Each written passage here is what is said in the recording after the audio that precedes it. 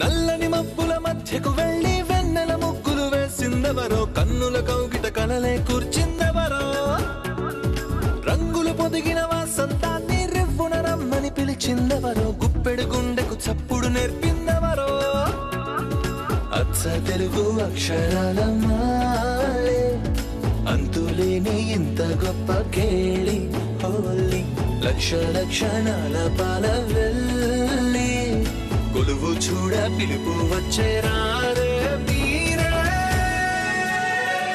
నింగికి నేలకు మధ్యన జరిగే వైభోగాన్ని చూతము రండి, సిరితో శ్రీహరి అడుగులు కూడే వేళ, ఈ కళ్యాణపు వైభోగానికి కొత్తగా పేరేం పెడదామండి, ముల్లోకాలకు కబురే పెట్టండర్రా.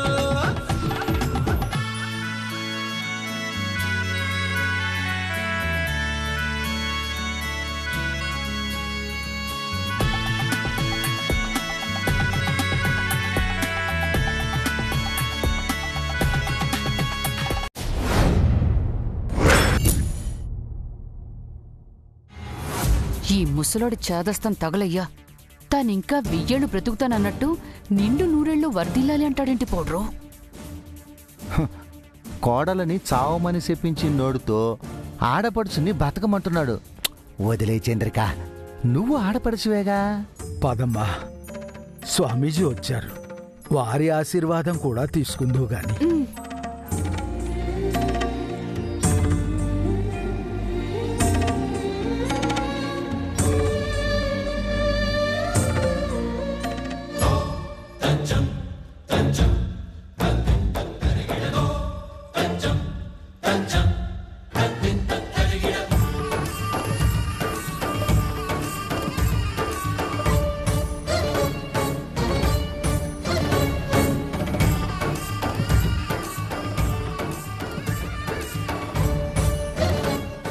స్వామి, మంగ కూతురు దివ్యొచ్చింది.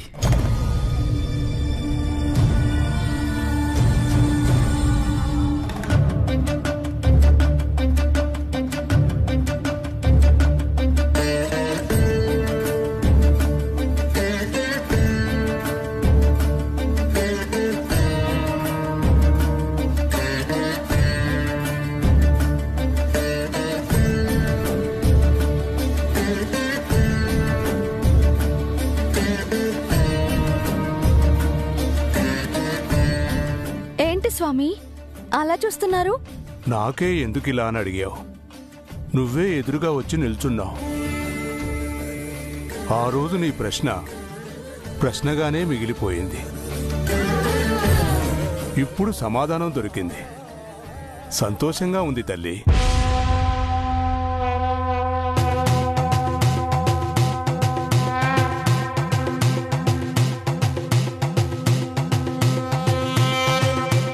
మనుషుల ముఖాలపై నవ్వుల్ని పోయించగలిగేది ఒక్క భగవంతుడు మాత్రమే.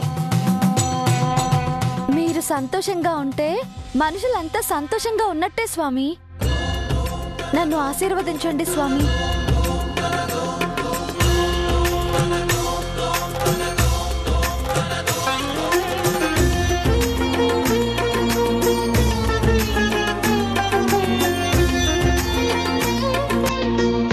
నిన్ను ఆశీర్వదించే అర్హత మాకు ఇంకా ఉందా తల్లి? నీ తండ్రిని కాపాడలేకపోయాం, నీ తల్లిని కాపాడలేకపోయాం, మీ వంశంలో ఏ కోడల్ని కాపాడలేకపోయాం. మాకు ఏదో శక్తి ఉందని ఇంకా మమ్మల్ని నమ్ముతున్నావా అమ్మా? మేం మీకు ఏ మేలు చేశామని?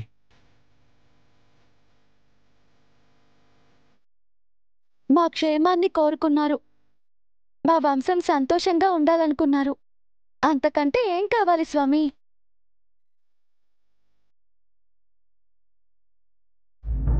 భవబంధాలకి కష్ట సుఖాలకి అతీతులైన మీరు, ఎక్కడో హిమాలయాల్లో ఏకాంతంగా తపస్సు చేసుకునే మీరు ఈ ఆడపిల్లని ఆశీర్వదించడానికి వచ్చారంటే ఇంతకు మించి ఏం కావాలి స్వామి?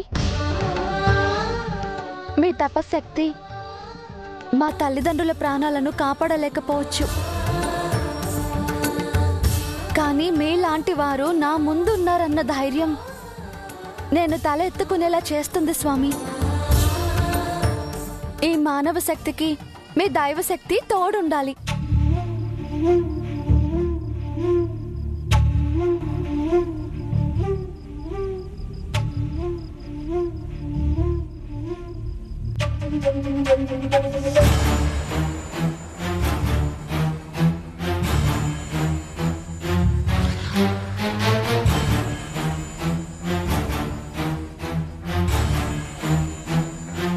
ఏమిటి స్వామి ఆలోచిస్తున్నారు? మనిషి నమ్మకానికి దైవం ఎప్పుడూ పరీక్ష పెడుతూనే ఉంటుందమ్మా. ఆ మనిషి చేసిన కర్మ ఆ మనిషిని వశం చేసుకోవాలని విధి ఎప్పుడూ పోటీ పడుతూనే ఉంటాయమ్మా. మీ అమ్మా నాన్నలు ఎదుర్కొన్న పరీక్ష వేరు, నువ్వు ఎదుర్కోబోయే పరీక్ష వేరు. నీ విధి కర్మల మధ్య జరిగే యుద్ధంలో నీ జయాపజయాలు దైవాధీనాలు కాబోతున్నాయి.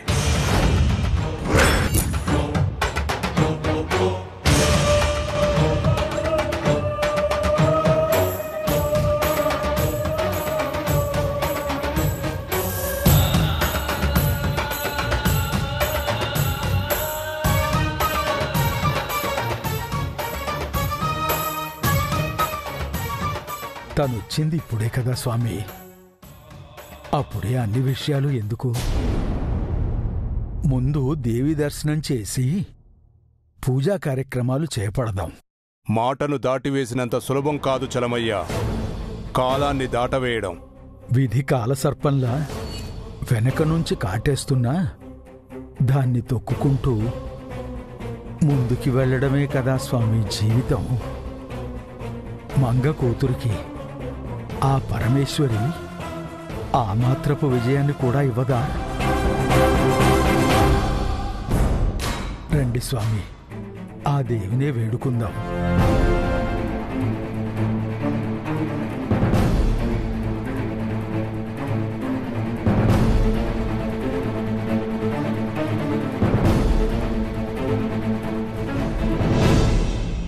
పదండి.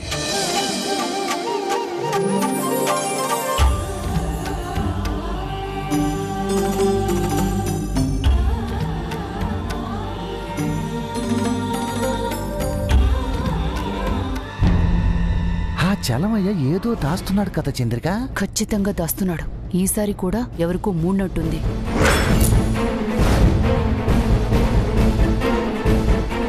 చలమయ్య గారు, స్వామీజీ ఏదో నర్మగర్భంగా మాట్లాడుకుంటున్నారు కదండి. అదే అర్థం కావట్లేదు మీనాక్షి. వాళ్ళ మాటల వెనుక ఏదో మర్మం ఉంది. మా కుటుంబానికి మళ్ళీ ఏదో ఆపద రానున్నదని స్వామీజీ చెప్పకనే చెబుతున్నారు. చలమయ్య గారు ఏదో దాస్తున్నారు. దాని గురించే స్వామీజీ కంగారు పడుతున్నారు.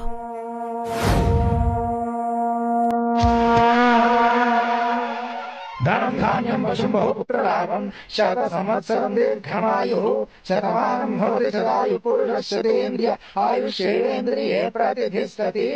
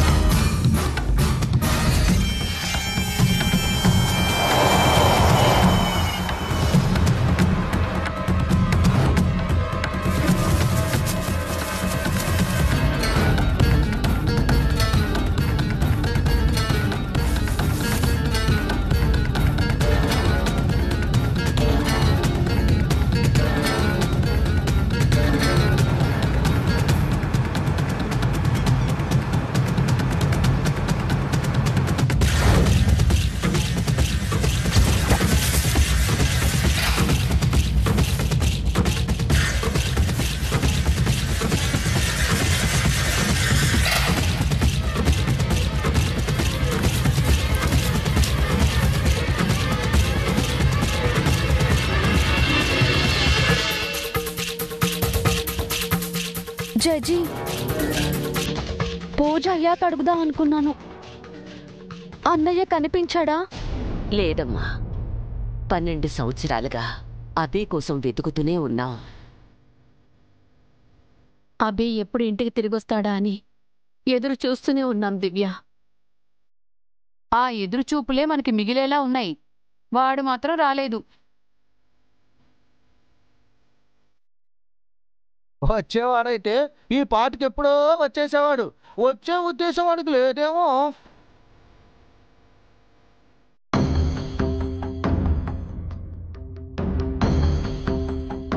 నువ్వేం బాధపడక తల్లి, అభిబాబు తప్పకుండా తిరిగొస్తాడు. అవునమ్మా, అభిబాబుకి మీరంటే ప్రాణం. మీరొచ్చేశారు కదా, బాబు కూడా తిరిగొచ్చేస్తారు.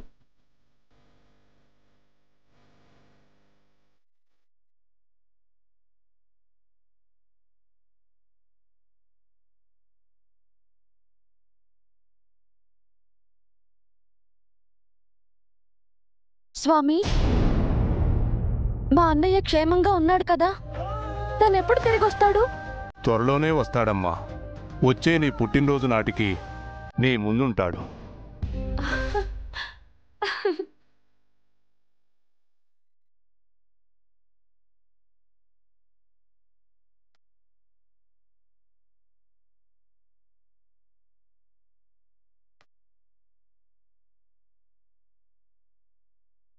దివ్య పుట్టినరోజు ఇంకా 4 రోజులే ఉంది స్వామి.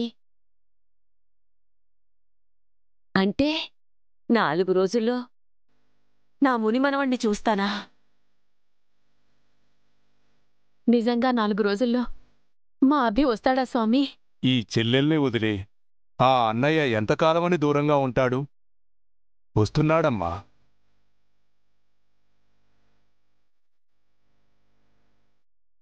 అభి వస్తే మళ్ళీ ఆ ఇంటికి పూర్వవైభవం వచ్చినట్టే. దివ్యమ్మ రాకతో సగం సంతోషం వచ్చేసింది. ఇక అభిబాబు కూడా వచ్చేస్తే ఇక పండగే, ప్రమాదాలన్నీ పోయినట్టే.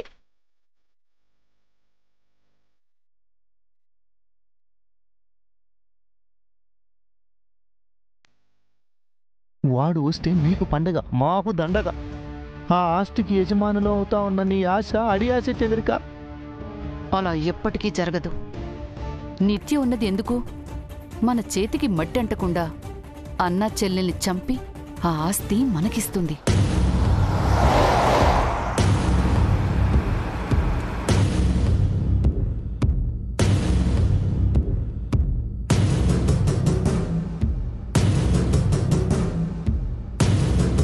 సార్ సార్, ఎచ్చిగారు రౌడీలను తీసుకొని గుడివైపు వస్తున్నారు. ఇమీడియట్గా మన పోలీసులను తీసుకొని రౌడీలను అడ్డుకో. నిత్యగారి సంగతి నేను చూసుకుంటాను.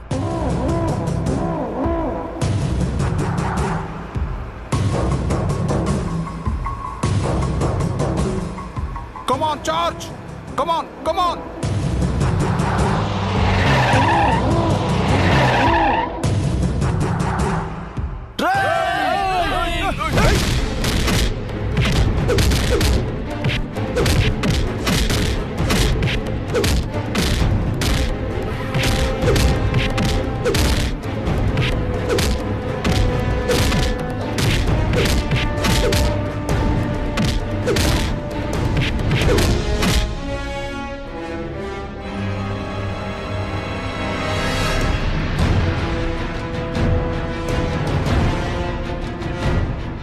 మేడం, పోలీసులు జనాలు భారీ ఎత్తున ఉన్నారు. ఇక్కడ మీరేమీ చేయలేరు. వెనక్కి వెళదాం. వెనక్కి వెళ్దామా? ఏంటి మేడం మీ మొండి పట్టుదల? అసలే పెరోల మీద బయటకు వచ్చారు. కాదు, పగతో వచ్చాను.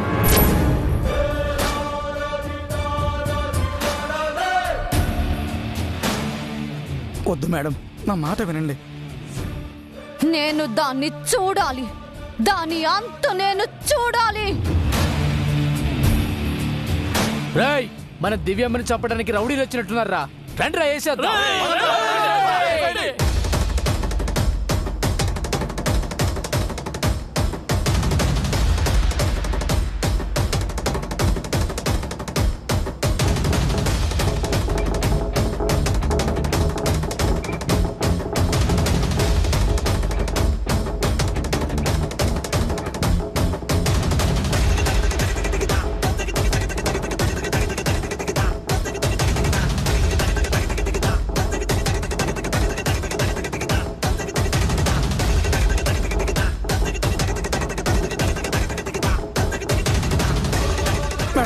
ముందే చెప్తే విన్నారు కాదు.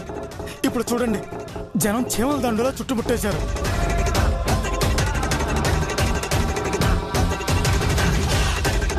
మేడం, మనం బయటికి వెళితే జనాలు మనల్ని చీమలు నలిపినట్టు నలిపేస్తారు. ప్లీజ్ మేడం, ఇప్పటికైనా నా మాట వినండి. డ్రైవర్, నువ్వు కారు వెనక్కు పోనీ.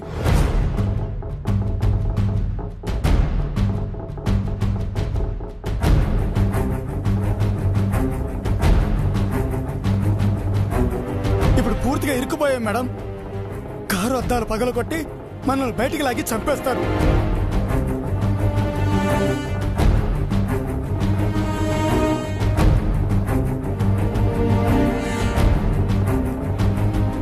మేడం, ఇంకొంచెం సేపు ఉంటే మన ప్రాణాలు పోవడం ఖాయం. ప్లీజ్ నా మాట వినండి. ఆపండి, ఆపండి.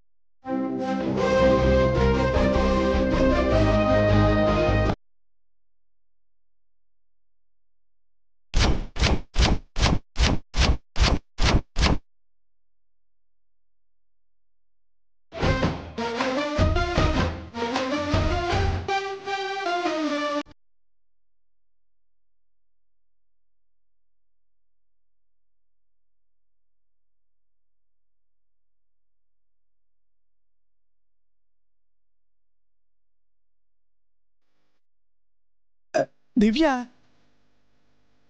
మేడం, మీరు వచ్చి తనలాగే ఉన్నారు. దానిలా నేను లేను, నాలా అది ఉంది. అదే అదే మేడం, మీ అమ్మాయి అచ్చం మీలాగే ఉంది అని అంటున్నాను. అది నా కూతురు కాదు, నా అక్క కూతురు.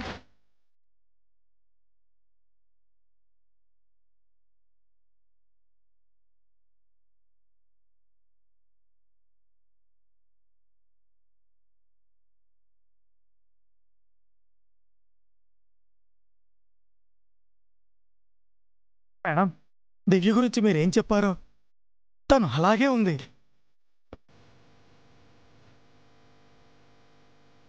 ఆ రాజస్వం, ఆ డైనమిజం, ఆ ధైర్యం, ఆ పొగరు అంతా మీరు చెప్పినట్టు ఉంది మేడం.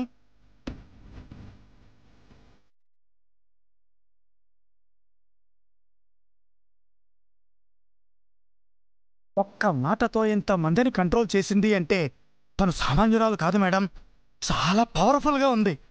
దాన్ని పొగిడింది చాలు, ఆపో. Sorry madam.